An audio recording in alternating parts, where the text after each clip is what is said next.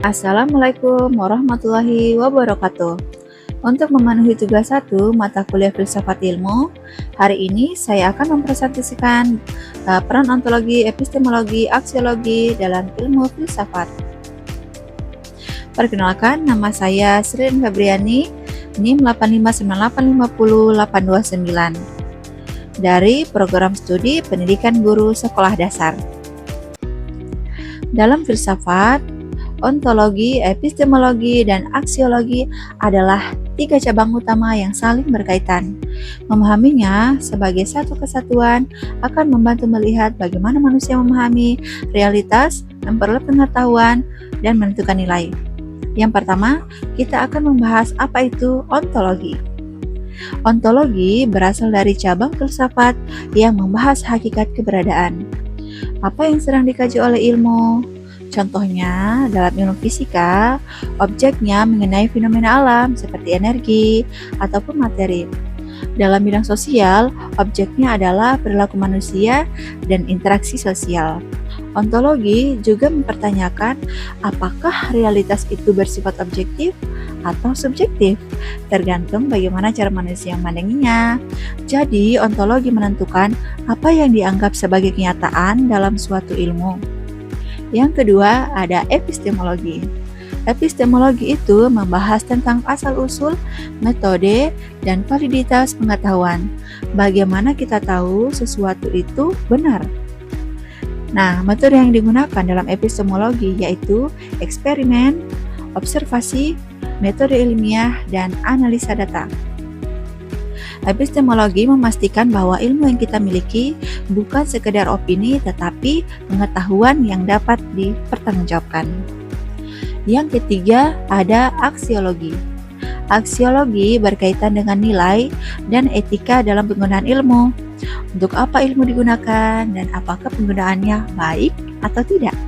Aksiologi itu sendiri menekankan bahwa ilmu harus digunakan secara bertanggung jawab, mempertimbangkan nilai moral, etika, dan dampaknya bagi masyarakat luas.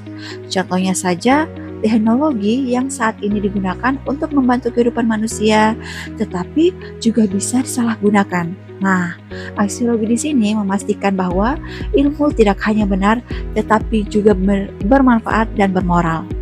Contohnya dalam kehidupan sehari-hari adalah dengan kegiatan menanam. Dapat kita lihat di sini bahwa ontologi yaitu apakah yang akan dikaji. Dalam kegiatan menanam, objek yang dikaji adalah tanaman itu sendiri.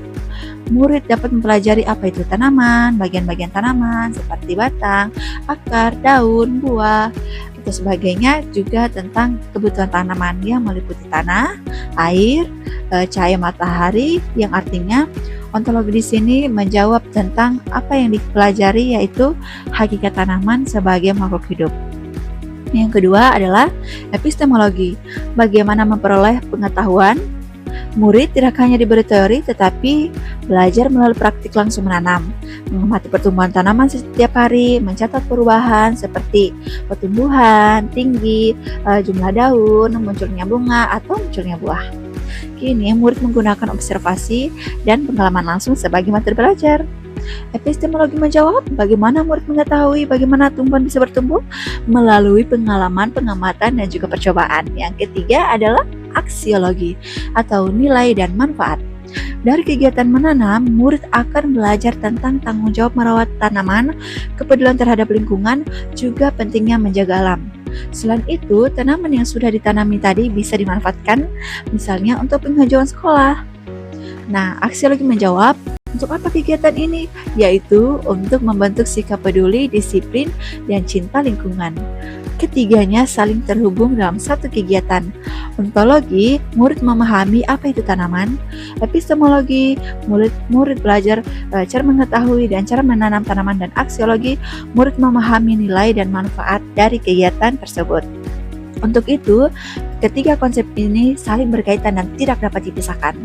Ontologi menentukan apa yang dikaji, epistemologi menjelaskan bagaimana cara mengkajinya, dan aksiologi menentukan apa hasil kajian yang digunakan. Dan kesimpulannya adalah ontologi, epistemologi, dan aksiologi adalah 3 pilar penting yang menjadikan ilmu tidak hanya sistematis dan logis tetapi juga bermakna dan bertanggung jawab dalam kehidupan manusia. Nah, demikian presentasi dari saya. Terima kasih sudah menonton, semoga bermanfaat. Assalamualaikum warahmatullahi wabarakatuh.